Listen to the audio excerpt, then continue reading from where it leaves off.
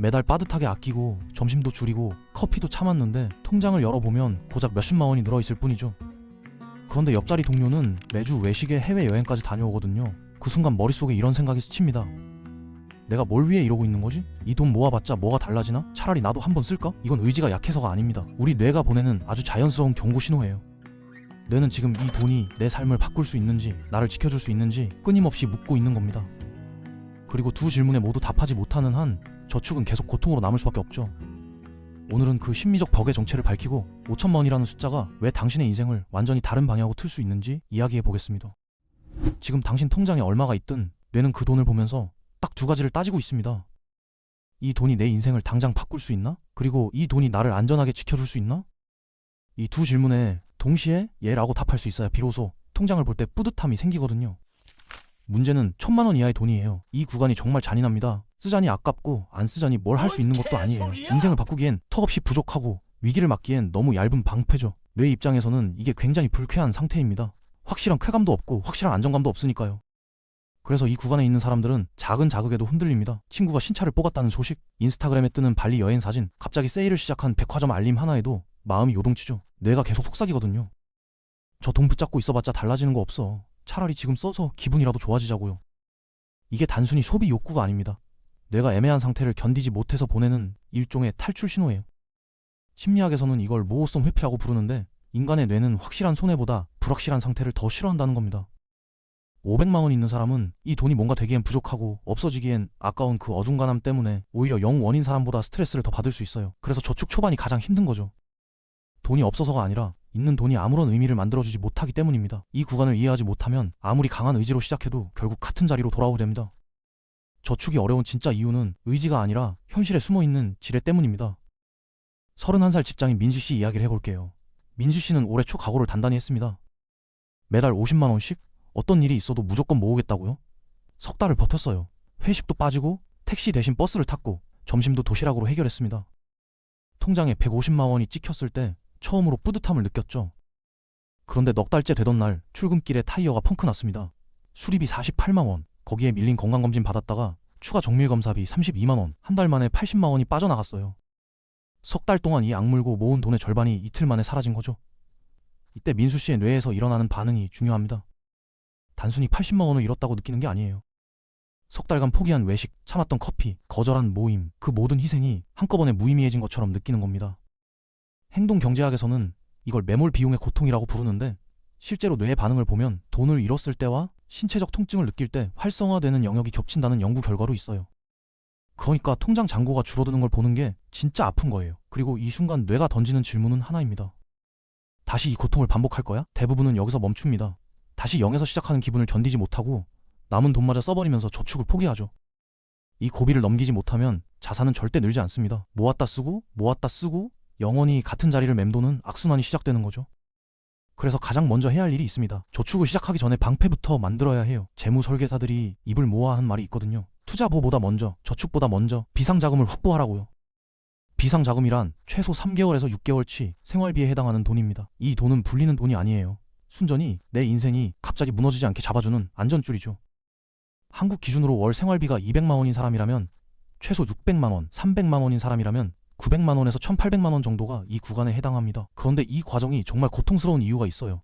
이 돈은 아무런 변화를 만들어주지 않거든요. 600만 원을 모았다고 더 좋은 집으로 이사할 수 있는 것도 아니고 차를 살 수 있는 것도 아닙니다. 내 일상은 그대로인데 통장에 손대지 말아야 하는 돈만 잠겨 있는 거예요. 마치 게임에서 공격력은 하나도 안 오르는데 방어구만 계속 사야 하는 느낌이죠. 당연히 재미없고 당연히 답답합니다. 그래서 많은 사람들이 이 단계를 건너뛰려 해요. 비상자금 없이 바로 투자에 뛰어들거나 적금 하나 들어놓고 큰 돈을 만들 수 있을 거란 환상을 품죠. 하지만 방패 없이 전장에 나간 병사가 어떻게 되는지 우리는 잘 알고 있습니다. 예고 없는 한 방에 쓰러지는 거예요. 앞에서 이야기한 민수씨가 정확히 그 케이스였죠. 비상자금이 있었다면 타이어 수리비와 병원비를 거기서 처리하고 저축통장은 건드리지 않아도 됐을 겁니다. 이 단계가 지루하다는 걸 인정하세요.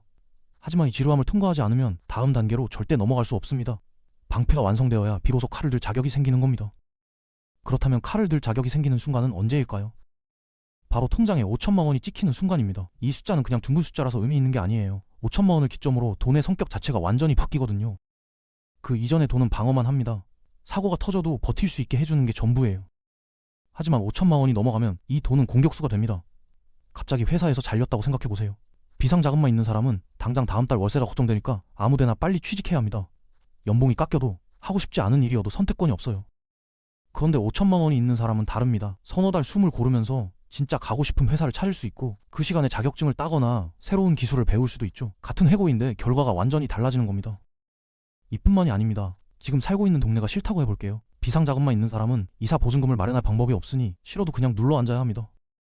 하지만 5천만 원이 있으면 새로운 도시로 옮길 수 있어요. 환경을 바꿀 수 있다는 건 인간관계도 커리어도 생활 패턴도 전부 리셋할 수 있다는 뜻이죠. 결국 5천만 원의 진짜 가치는 이겁니다. 실패해도 인생이 끝나지 않는다는 확신. 이 확신이 생기면 사람은 비로소 위험을 감수할 용기가 생겨요. 사업을 시작하든 이직을 하든 새로운 공부를 하든 바닥에 떨어져도 다시 일어설 수 있다는 걸 알기 때문이죠. 돈순이 물건을 사는 도구를 넘어서 인생의 선택지를 넓혀주는 무기가 되는 지점. 그게 바로 5천만 원입니다. 그런데 여기까지 듣고 이렇게 생각하는 분이 분명 있을 겁니다. 5천만 원이 중요한 건 알겠는데 난 지금 2천만 원도 힘든데 어떻게 거기까지 가냐고요. 사실 2천만 원에서 3천만 원 구간이 가장 위험합니다. 이 구간에서 가장 많은 사람들이 무너지거든요. 이유는 간단해요. 적지 않은 돈인데 인생이 하나도 안 변하니까요. 여전히 같은 회사에 다니고 여전히 같은 월세방에 살고 여전히 같은 지하철을 타고 출근합니다. 2천만 원이 통장에 있든 없든 하루하루가 똑같은 거예요. 그때 내가 아주 교묘한 제안을 합니다. 이 돈으로 제주도 한 달 살기 해볼까? 중고차 한 대 뽑을까? 어차피 이 돈으로는 집도 못 사는데 뭐? 이게 보상 심리입니다. 오랫동안 참아왔으니 이제 좀 누려도 되지 않겠냐는 뇌의 합리화죠. 문제는 이 유혹에 한번 넘어가면 패턴이 만들어진다는 거예요. 6개월 악착같이 모으고 한 번에 크게 쓰고 다시 처음부터 시작하고 이걸 반복하면 3년이 지나도 5년이 지나도 자산은 제자리입니다. 통계청 가계금융복지조사를 보면 30대 가구의 순자산 중앙값이 약 8천만 원 수준인데 이 안에 전세 보증금이 포함되어 있으니 실질적으로 손에 쥔 금융자산은 훨씬 적어요. 많은 사람들이 이 보상 심리의 늪에서 빠져나오지 못하고 같은 자리를 맴돌고 있다는 뜻이죠. 이 늪에서 탈출하려면 저축을 바라보는 시선 자체를 완전히 뒤집어야 합니다. 단순히 돈을 쌓는 행위가 아니라 전혀 다른 의미를 부여해야 해요. 그 의미가 뭐냐면요. 저축을 탈출 자금으로 보는 겁니다. 부자가 되기 위한 돈이 아니에요. 위험에서 빠져나오기 위한 돈이죠. 지금 당장 직장 상사가 부당한 지시를 내린다고 생각해보세요. 통장에 돈이 없으면 이를 악물고 참아야 합니다. 먹고 살아야 하니까요. 하지만 탈출 자금이 있는 사람은 다릅니다. 참을 수도 있고 떠날 수도 있어요. 그 선택권이 있다는 것만으로도 같은 상황에서 느끼는 스트레스의 크기가 완전히 달라지거든요. 이 관점에서 보면 5천만 원까지의 여정은 마라톤이 아닙니다. 천천히 페이스 조절하면서 달릴 여유가 없어요. 지뢰밭을 전력 질주로 돌파하는 겁니다. 왜 빨리 통과해야 하냐면 이 구간에 오래 머물수록 심리적으로 무너질 확률이 높아지기 때문이에요. 앞에서 말한 보상 심리, 예기치 못한 지출, 뇌의 모호성 회피, 이 모든 적이 이 구간에 집중되어 있거든요. 조금씩 꾸준히 모으겠다는 전략이 나쁜 건 아닙니다. 하지만 현실적으로 이 구간에서는 통하지 않는 경우가 많아요. 달리기로 비유하면 총알이 날아오는 벌판을 조깅 속도로 건너겠다는 거나 마찬가지죠. 그래서 이 시기에는 폭발적인 집중력이 필요합니다.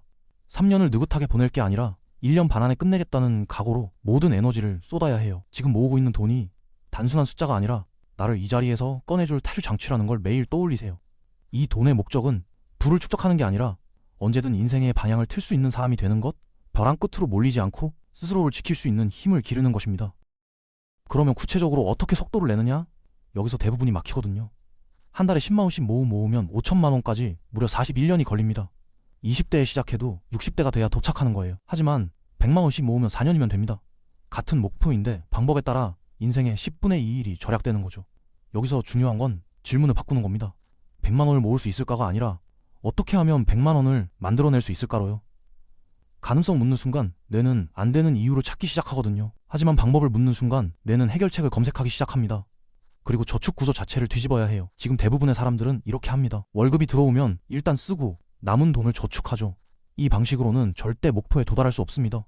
왜냐하면 남는 돈은 항상 0에 수렴하거든요. 갑자기 경조사비가 생기고 친구 생일에 선물 사야 하고 겨울에는 난방비가 오르고 여름에는 에어컨 전기세가 나오죠. 쓸 곳은 항상 돈보다 먼저 줄을 서 있습니다. 그래서 순서를 바꿔야 해요. 월급이 들어오는 날 저축할 금액을 먼저 빼는 겁니다. 70만 원이든 100만 원이든 정한 금액을 급여일에 자동으로 이체시키고 나머지로 생활하는 거죠. 처음에는 당연히 빠듯합니다. 하지만 신기한 일이 벌어져요. 한 달, 두 달 지나면 줄어든 예산 안에서 살아가는 법을 몸이 알아서 찾기 시작하거든요. 안 가도 되는 모임을 걸러내고 굳이 필요 없는 구독 서비스를 해지하고 점심값 아끼는 루틴이 자연스럽게 자리 잡습니다. 돈을 모으는 사람과 못 모으는 사람의 차이는 의지가 아니라 이 구조의 차이입니다. 구조를 바꿨으면 그 다음은 삶의 세팅을 바꿀 차례입니다. 솔직하게 물어볼게요. 지금 타고 있는 차 정말 필요한 건가요? 한 달 유지비가 얼마나 나가는지 계산해 본 적 있으세요? 할부금에 보험료, 주유비, 주차비, 정비비까지 합하면 월 50만 원에서 80만 원은 거뜬히 나갑니다. 이 돈이면 매달 저축통장에 넣을 수 있는 금액이 2배로 뛰는 거예요. 그런데 우리는 이상하게도 자동차 할부금 월 40만 원 당연하게 내면서 저축 40만 원은 너무 크다고 느끼거든요. 해외여행 한 번에 200만 원 쓰는 건 괜찮은데 같은 돈을 저축하라고 하면 숨이 막히죠. 이게 이중잣대입니다. 소비에는 관대하고 저축에는 엄격한 뇌가 만들어낸 착각이에요. 5천만 원을 모으기로 결심했다면 이 기간만큼은 삶의 난이도를 의도적으로 한 단계 낮춰야 합니다. 차가 있다면 처분을 고려하고 넓은 집에 살고 있다면 조금 작은 구수로 옮기는 것도 방법이에요. 여행은 국내 당일치기로 대체하고 외식 횟수를 절반으로 줄이는 거죠. 이렇게 말하면 반드시 이런 반론이 나옵니다. 그렇게까지 해야 하냐고, 삶의 질이 너무 떨어지는 거 아니냐고요. 맞아요, 떨어집니다. 하지만 영원히 떨어지는 게 아니에요. 5천만 원을 채우는 그 기간 동안만 잠시 내려놓는 겁니다. 이거 희생이 아니라 자유를 사는 비용이에요. 지금 포기하는 작은 편안함이 나중에 인 전체의 선택지를 바꿔줄 테니까요. 이 시기를 버틸 수 있는 힘은 하나에서 나옵니다. 내가 직원에 끌려다니는 사람에서 돈을 다룰 줄 아는 사람으로 바뀌고 있다는 믿음이요. 그리고 그 믿음이 진짜가 되는 순간이 옵니다. 5천만 원을 넘긴 순간이에요. 그 전까지는 솔직히 돈을 모으려 안간힘을 쓰는 사람일 뿐이거든요. 매달 월급날이 오면 이체하고 소비 충동이 올 때마다 참고 주변의 유혹을 견디면서 싸우는 사람이죠. 그런데 5천만 원을 찍는 순간 정체성이 바뀝니다. 나는 해낸 사람이라는 인식이 뇌에 새겨지거든요. 운전을 처음 배울 때를 떠올려 보세요. 초반에는 핸들 잡는 것도 긴장되고 차선 변경할 때마다 식은땀이 나죠. 그런데 어느 순간부터 음악을 틀면서 무의식적으로 목적지에 도착하고 있잖아요. 자산 형성도 똑같습니다. 임계점을 넘기면 저축이 의식적인 노력에서 자동화된 습관으로 전환돼요. 더 중요한 건 한번 큰 숫자를 만들어 본 경험이 주는 자기 확신입니다. 1,000만 원을 만들어 본 적 없는 사람에게 5천만 원은 환상처럼 느껴지지만 실제로 5천만 원을 만들어 본 사람에게 1억은 시간 문제로 느껴지거든요. 왜냐하면 자기가 해냈다는 증거가 통장에 찍혀 있으니까요. 이 정체성의 변화가 일어나면 일상에서 체감되는 변화가 생깁니다. 예전에는 커피 한 잔 앞에서도 사야 하나 말아야 하나 고민했다면 이제는 그런 소소한 유혹에 에너지를 쏟지 않아도 돼요. 내가 누구인지 알고 있으니까 매 순간 싸울 필요가 없어지는 거죠. 다이어트에 성공한 사람이 굳이 의지력을 동원하지 않아도 건강한 식습관을 유지하는 것과 같은 원리입니다. 저축이 고통에서 습관으로, 습관에서 정체성으로 바뀌는 것. 이게 5천만 원이라는 숫자가 가진 진짜 힘입니다. 자, 여기까지 왜 5천만 원이 중요한지, 심리적으로 어떤 벽이 있는지 충분히 이야기했으니 이제 실제로 어떻게 움직여야 하는지 정리해 볼게요. 막연하게 모아야지 하는 마음만으로는 절대 도착할 수 없거든요. 가장 먼저 해야 할 일은 목표를 숫자로 만드는 겁니다. 5천만 원을 3년 안에 모으겠다. 이렇게 금액과 기간을 동시에 정해야 해요. 뇌는 추상적인 목표에는 반응하지 않습니다. 언젠가 부자가 되고 싶다는 말은 뇌한테 아무 의미가 없어요. 하지만 36개월 안에 5천만 원이라는 구체적인 숫자가 들어오면 그때부터 뇌가 역산을 시작합니다. 한 달에 약 139만 원씩 모아야 하는구나. 그러면 지금 지출해서 뭘 줄여야 하지? 이렇게 자동으로 계산이 돌아가기 시작하거든요. 다음으로 할 일은 내 월 고정비의 바닥을 파악하는 겁니다. 집세, 교통비, 통신비, 보험료처럼 매달 반드시 나가는 돈이 얼마인지 정확히 알아야 해요. 이걸 모르면 저축 가능 금액 자체를 설정할 수가 없습니다. 그 다음이 심리적 계약이에요. 목표 기간 동안은 삶의 난이도를 낮추겠다고 스스로와 약속을 맺는 거죠. 머릿속으로만 생각하지 말고 종이에 적거나 휴대폰 메모장에 남기세요. 그리고 수입을 늘릴 방법을 찾아야 합니다. 아끼는 것만으로는 한계가 분명하거든요. 야근 수당이 있다면 적극적으로 활용하고 주말 부업이 가능하다면 단기간이라도 뛰어보세요. 마지막으로 이 모든 걸 의지에 맡기지 마세요. 급여일에 자동 이체를 거어놓은 겁니다. 내가 고민할 틈도 없이 돈이 저축 계좌로 빠져나가게 만드는 시스템이요. 의지는 소모품이지만 시스템은 배신하지 않습니다. 5천만 원이 있다고 내일 당장 부자가 되는 건 아닙니다. 그건 솔직히 인정해야 해요. 하지만 이 돈은 당신의 자리를 옮겨줍니다. 직장에서 부당한 대우를 받았을 때 참지 않아도 되는 여유, 가족이 아플 때 병원비 걱정 없이 대처할 수 있는 단단함, 그게 이 숫자가 주는 진짜 선물이에요. 물가는 계속 오르고 가만히 있으면 같은 자리도 지킬 수 없는 시대입니다. 지금 답답한 거 압니다. 하지만 그건 아직 임계점에 도달하지 않았을 뿐이에요. 5천만 원은 단순한 숫자가 아닙니다. 당신이 자기 인생을 직접 설계하고 있다는 가장 확실한 증거예요. 오늘은 5천만 원을 모아야 하는 이유에 대해 얘기를 나눴는데요. 다음에 더 좋은 영상으로 찾아뵙겠습니다.